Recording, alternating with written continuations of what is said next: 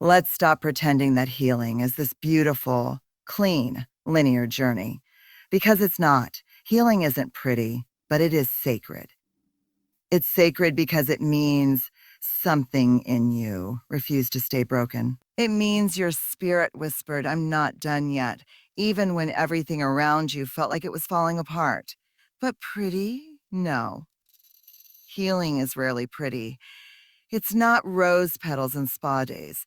It's not inspirational quotes taped to your mirror. It's not a neat little checklist of steps you follow in order, one after another. It's crying in the middle of the grocery store for no reason. It's lying awake at 2 a.m. because your body still remembers the trauma even when your mind says it's over. It's cutting ties you prayed would last forever. It's grief that comes in waves and laughter that catches you off guard in the middle of it. It's messy. It's raw. Healing isn't a moment. It's a lifetime of choosing yourself again, of reaching inside the places that hurt the most and saying, "You don't have to hide anymore." You will not be handed healing like a gift. You will fight for it. You will claw your way through it. You will lose pieces of yourself along the way, not because you're doing it wrong, but because healing requires shedding the versions of you that were built in survival. It requires that you stop running, stop numbing, stop pretending, and instead face the truth of what happened, the truth of what it cost you, the truth of what you believed about yourself because of it. That's why healing is sacred. Because it's the place where you finally stop abandoning yourself. That work is not Instagrammable, but it will save your life. And here's what no one says enough. You do not have to make your healing palatable for others. You do not have to rush it, package it, or explain it. Healing is not a performance. It's a process. And some days, it's just about surviving. Some days, healing looks like going to work with a smile and crying in the car. Some days, it's about keeping the promise to yourself that you'll eat, you'll rest, you'll call someone. Some days, it's about not giving up when everything in you wants to. And those days, they count the most. You don't need to look strong to be strong. You don't need to feel worthy to be worthy. You don't need to have closure to begin again. There is no finish line. There is no point at which you become perfectly healed. There's just now, this breath, this step, this version of you doing the best they can. And that is enough. Some people will not understand your healing. They'll say you're overreacting, that you should have moved on, that it wasn't that bad, that you're being too sensitive. But healing is not for them to understand. It's for you to honor. It's for you to walk at your pace, in your way, with your truth. Because when we rush the process, we abandon the wisdom. And healing, real healing, comes with wisdom. It teaches you what to hold on to and what to let go. It teaches you to forgive without forgetting who you are. It teaches you to build boundaries, to recognize red flags, to stop romanticizing dysfunction just because it feels familiar. And most sacred of all, healing teaches you how to come home to yourself, to remember that you were never too broken, too complicated, too much. You were simply wounded, and wounds heal. Not with time alone, but with tenderness. You can't hate yourself into healing. You can't shame yourself into strength. You can't keep criticizing yourself for how long it's taking. You heal by holding yourself like someone you love, by speaking softly to the parts of you that were silenced, by creating safety in your own body again. This is sacred work, and it will change you. You will not emerge the same. You will not fit in places that once felt like home. You will outgrow relationships that no longer honor your growth. You will find yourself saying no to things you used to tolerate. That's not losing yourself. That's finding yourself. Finding the version of you that was buried under years of pretending. The version of you that is resilient, intuitive, wise, and deeply worthy. Healing doesn't always come with answers. Sometimes it just comes with clarity. Sometimes it comes with the ability to say, "That hurt me," without minimizing it. Sometimes it's the courage to walk away. Sometimes it's the softness to stay. And always, it's the decision to live with open hands and an open heart, even after everything that tried to close you. So if you're in the thick of it right now, if you're unraveling, crying more than usual, setting boundaries you never thought you'd have to, if you feel like you're not making progress, let me tell you something powerful. You are healing, even if no one sees it. Even if no one claps for it, even if it doesn't look like strength from the outside, your willingness to face yourself is the most sacred thing you'll ever do. It will not always feel good. It will not always feel beautiful, but it will always be worth it. You don't need to wait until you feel whole to be worthy. You are worthy in the work, worthy in the becoming, worthy in the mess. Because healing isn't pretty, but it is sacred, and so are you. Let's talk about the kind of courage that doesn't get praised, the kind that doesn't get applause, likes, or followers. Let's talk about the quiet, everyday, soul-altering courage of choosing yourself without apology. Because in a world that constantly asks you to betray yourself for approval, choosing you is a revolutionary act. And not just choosing yourself in the big, dramatic moments, but in the small, sacred ones, when no one is watching, when it would be easier to go back, when it would be more comfortable to please, perform, or pretend. Courage is not the absence of fear. It's looking fear in the face and saying, "I'm doing this anyway, because I matter." Choosing yourself means honoring your intuition when everyone else tells you you're overreacting. It means saying no clearly, firmly, even if your voice shakes. It means setting boundaries with people you love because love without boundaries turns into resentment. It means walking away from what once felt like everything because it's slowly eroding your peace.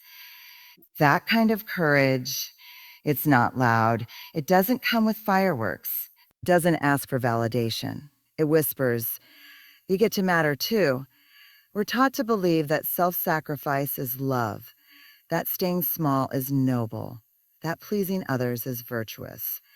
But here's the truth. Abandoning yourself for the comfort of others is not kindness. It's self-erasure. And there is no strength in being everything for everyone if it costs you you. Courage is saying, "I choose me."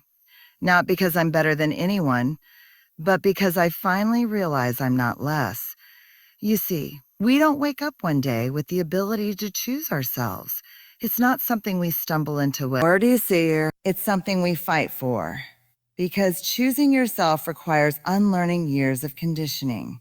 It means unpacking the beliefs that told you your worth depends on how much you give, how little you need, how quiet you stay. It means going back to the little girl, the little boy, the little human inside who was told, be good, be small, and gently saying, you don't have to disappear to be loved anymore. And courage is showing up to your life unedited, without needing to shrink your magic, without dulling your light to keep others comfortable, without apologizing for your dreams, your voice, your boundaries, your fire. Choosing yourself will offend some people. It will confuse those who only knew the version of you that gave everything and asked for nothing. It will upset the dynamics you kept alive by overfunctioning and underfeeling. And yes, it will be lonely sometimes. You will grieve the spaces you outgrow. You will miss the comfort of belonging, even if that belonging came at the cost of authenticity. But let me tell you, any belonging that requires you to abandon yourself is not belonging. It's survival. And you are not here to survive. You are here to live, to thrive, to show up fully. That requires bravery. Not the kind that wears a cape, but the kind that sets down the mask. The kind that says, I will not explain myself to be accepted. I will not trade my truth for connection. I will not apologize for choosing me, even if you don't understand. Because the most courageous thing you'll ever do is love yourself. Enough to walk away, enough to stand still, enough to start over. When you choose yourself, you change your life. You begin to attract relationships that honor your depth. You stop settling for crumbs when you were made for abundance. You stop leaking your power for people who never earned it. You stop mistaking tolerance for love. And you finally begin to feel like home inside your own skin. Choosing yourself doesn't mean you stop loving others. It means you stop loving others more than you love your own peace. It doesn't mean you stop giving. It means you give from overflow, not depletion. It doesn't mean you walk alone forever. It means you walk true. So when someone joins you, they're walking with you, not a performance of you. And no, it's not easy. You will doubt yourself.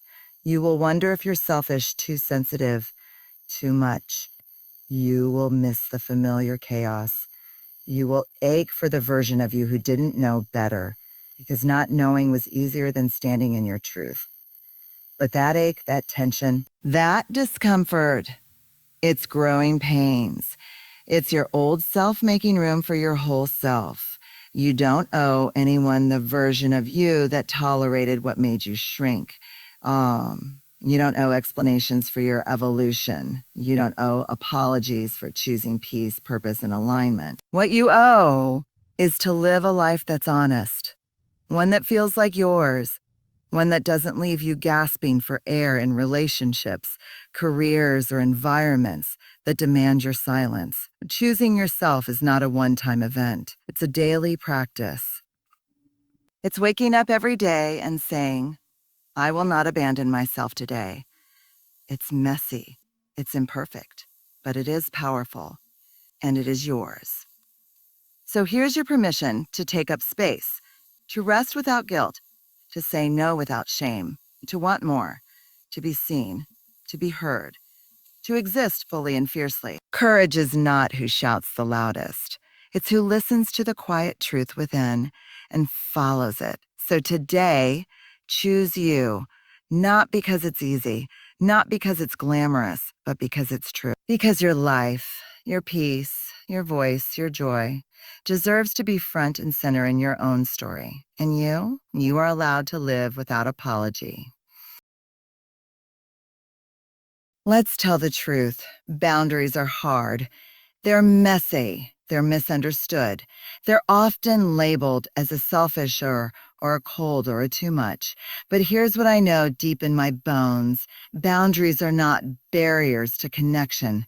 They are the foundation of it. They are the invisible architecture of every healthy relationship, including the one you have with yourself. And if you want to live with peace, purpose, and power, you must build boundaries, not because you're mean, not because you want to push people away, but because you finally realize that your energy is sacred. See, we don't lose ourselves all at once. We lose ourselves in moments, in the thousand little yeses we wanted to say no to, in the conversations we avoided to keep the peace, in the forgiveness we gave too soon, in the invitations we accepted out of guilt, in the expectations we let break us because we didn't want to disappoint. That's what happens when we live without boundaries. We abandon ourselves for the comfort of others. But boundaries? They're not walls. They're bridges. They're how we say, this is where I end and you begin. This is how I can love you without losing me. If you want to become mentally strong, you must stop confusing self-sacrifice with love. You must stop making your needs negotiable. You must stop believing that being available to everyone means you're valuable. You are not here to be everything for everyone. You are here to be whole for yourself. And that wholeness begins with the courage to say, this doesn't work for me. To say, I'm not comfortable with that. To say, I need space. Boundaries aren't punishments. They're clarity. They tell people the truth about what's okay and what's not. They protect your time, your energy, your values, your emotional well-being. But more than anything, they protect your peace. And peace is not passive. It's not found by avoiding confrontation or pleasing people. Peace is an act of self-respect. And self-respect often looks like disappointing others so you can stop disappointing yourself. We teach people how to treat us. And if we're always available, always agreeable, always accommodating, even at the expense of our health, our rest, our truth, then we teach the world that our needs don't matter. But your needs do matter. Your boundaries are valid, even when they're inconvenient for others, even when they're misunderstood, even when they're met with silence, guilt, or pushback. Here's the thing. The people who benefit from your lack of boundaries are usually the ones who resist them most. And that resistance, that's not a sign you're doing something wrong. It's often proof you're finally doing something right. So what does this look like? It looks like not replying to a message at 2 a.m. just to prove you're loyal. It looks like saying no to the dinner, the favor, the conversation, and not feeling the need to explain. It looks like unfollowing, muting, distancing yourself, not to be petty, but to protect your spirit. It looks like resting without guilt, loving without losing, showing up for others without abandoning yourself. People often confuse boundaries with bitterness, but there's nothing bitter about protecting your peace. In fact, boundaries are what make kindness sustainable. Because when we give without limits, we become resentful. When we love without boundaries, we begin to leak energy, and the love we give becomes diluted, desperate, hollow. But when we set boundaries, the love we give is clean. It's honest. It's not performative. It's real. If you were raised to please, taught to avoid conflict, praised for being nice, this will feel unnatural at first. It will feel harsh. It will feel uncomfortable. It might even feel like you're doing something wrong. But that discomfort, that's not your intuition warning you. That's your can disrupt it. And disruption is part of growth. You are unlearning survival patterns. You are reteaching your nervous system what safety feels like. And safety for many of us starts with the words, no thank you, and not anymore. That's not mine to carry. Boundaries don't make you less loving. They make your love rooted. They don't make you less generous. They make your generosity healthy. They don't make you less compassionate. They make your compassion sustainable. When you set a boundary, you're not just protecting yourself. You're modeling what respect looks like. You're showing others that they can advocate for themselves too. That self-honor is not selfish. It's brave. So ask yourself, what am I saying yes to that feels like a no in my body? Where am I abandoning myself to be accepted? Where am I avoiding truth to keep peace that doesn't really exist? And then remember, your peace is too expensive to be traded for the approval of people who don't value your boundaries. Here's your permission slip. You are allowed to change the rules mid-game. You are allowed to evolve your standards. You are allowed to outgrow the dynamics that once felt familiar. And you are allowed to choose you, not once, but every single time. Because a mentally strong person doesn't just fight battles. They also protect their peace like it's sacred, because it is. So, take the space. Say the no, draw the line, not with cruelty, but with clarity. Not to hurt others, but to honor yourself. Because boundaries, they are not the opposite of love. They're love for others, yes, but most importantly, love for yourself. We are conditioned to believe there is only room for one emotion at a time, that it's either joy or grief, hope or fear, strength or sadness. But real life, real healing doesn't live in those either or places. It lives in the both And then you can hold pain and power at the same time. And not only can you, sometimes you must, because life doesn't wait for us to heal before it moves forward. It doesn't pause while we mend our hearts. It keeps going. And so do we, with trembling hands, with tired hearts, with voices that shake. We carry the weight of our pain, and we still choose to rise. There's this myth we've bought into. That power comes once we've overcome the pain, that we have to be over it, healed, whole, in order to be strong. But I want to break that myth. I want to bury it. Because the truth is, some of the most powerful people are the ones still grieving, still aching, still fighting battles no one sees, and showing up anyway. Your pain does not make you weak. What makes you powerful is that you haven't let it close your heart. You haven't let it harden you. You haven't let it define you. You've chosen to feel it. You've chosen to stay. You've chosen to keep becoming, even in the darkness. And that choice is where your power lives. Power isn't always loud. It isn't always armor. It isn't always fire. Sometimes power is soft. Sometimes it looks like boundaries.